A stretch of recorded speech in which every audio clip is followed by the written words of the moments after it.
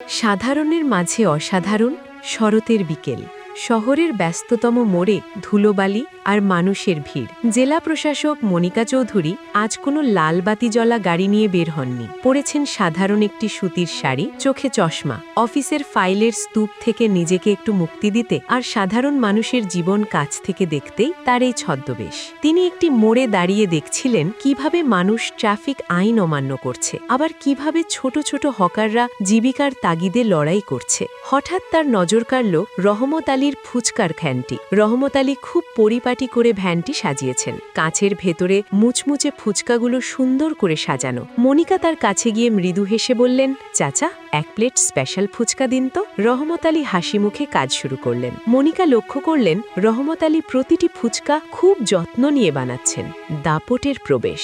ঠিক সেই মুহূর্তে একটি কর্কশ চিৎকার শোনা গেল, এই যে ফুচকাওয়ালা, কানের মাথা খেয়েছিস, তাড়াতাড়ি 2 প্যাকেট কর। সবাই তাকিয়ে দেখল পুলিশের ইউনিফর্ম পরা এক অফিসার দম্ভ ভরে এগিয়ে আসছেন। তার নাম এসআই শওকত। লাইনে আরও 4-5 জন মানুষ দাঁড়িয়ে থাকলেও তিনি কাউকে তোয়াক্কা করলেন না। রহমত আলী ভয়ে কাচুমাচু হয়ে বললেন, স্যার, এই আপাকে দিয়েই আপনারটা দিচ্ছি। শওকত সাহেব ক্ষেপে গিয়ে বললেন, তোর সাহস তো কম না, তুই আমাকে সিরিয়াল শেখাচ্ছিস? জলদি প্যাক কর, আমার তাড়া আছে। রহমত আলী আর কথা না বাড়িয়ে ভয়ার্ত চোখে মনিকার দিকে তাকালেন। মনিকা শান্তভাবে ইশারায় তাকে আগে পুলিশের কাজটা শেষ করতে বললেন। তার চোখে তখন কৌতূহল। একজন জনসেবক হয়ে এই অফিসার সাধারণ মানুষের সাথে কেমন আচরণ করেন তা দেখার জন্য।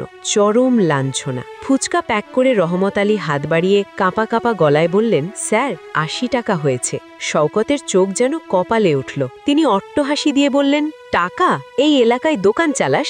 জানিস না আমি কে? আমার কাছে টাকা চাওয়ার সাহস হয় কি করে? আবার যদি টাকা চাইবি তবে সোজা থানায় নিয়ে আটকে রাখব। রহমত আলী কেঁদে ফেলে বললেন, স্যার, সারাদিন যা আয় করি তা দিয়ে চাল ডাল কিনি, আপনি টাকা না দিলে আমার লস হয়ে যাবে। এই কথা শোনা মাত্রই হিতাহিত জ্ঞান হারিয়ে ফেললেন শওকত। তিনি বুট জুতো দিয়ে ফুচকার ভ্যানে এক সজোরে লাথি মারলেন। কাঁচের বয়ামগুলো ভেঙে চুরমার হয়ে গেল। সব ফুচকা আর মশলা ধুলোয় মিশে গেল।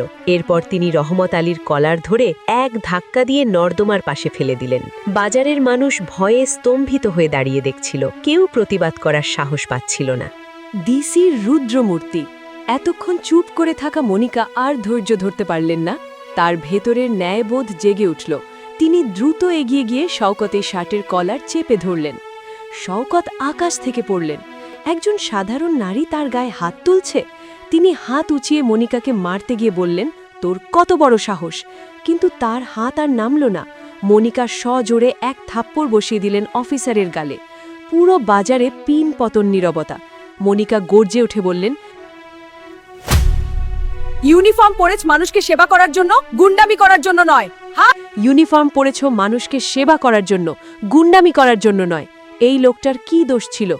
শওকত তখনও বুঝতে পারছেন না এই নারী কে। তিনি চিৎকার করে বলতে চাইলেন, আমি তোকে অ্যারেস্ট করব। মনিকা শান্ত অথচ দৃঢ় কণ্ঠে নিজের আইডেন্টিটি কার্ড বের করে দেখালেন। আমি জেলা প্রশাসক মনিকা চৌধুরী। এখন বলো, অ্যারেস্ট কাকে হতে হবে? বিচার ও অনুশোচনা। ডিসি শব্দটা শোনার সাথে সাথে শওকতের শরীরের ঘাম ছুটতে শুরু করল। তার হাত পা কাঁপতে লাগল। বাজারের মানুষ তখন ভিড় করে দাঁড়িয়ে দেখছে একজন সত্যিকারের নেত্রীকে। মনিকা বললেন, এই মুহূর্তে এই বৃদ্ধের পায়ে ধরে ক্ষমা চাও, আর ওনার ভ্যানের যত ক্ষতি করেছ তার দ্বিগুণ টাকা এখনই বের করো। শওকত আমতা আমতা করে ক্ষমা চাইতে চাইলেন, কিন্তু মনিকা ছাড়লেন না। বাধ্য হয়ে পুলিশের সেই দামলিক অফিসার সবার সামনে রহমত আলীর পায়ে হাত দিয়ে ক্ষমা চাইলেন এবং পকেট থেকে টাকা বের করে দিলেন। মনিকা এরপর বাজারে উপস্থিত সবার উদ্দেশ্যে বললেন, আপনারা অন্যায় দেখলে চুপ থাকবেন না। আইন আপনাদের রক্ষা করার জন্য, ভয় দেখানোর জন্য নয়।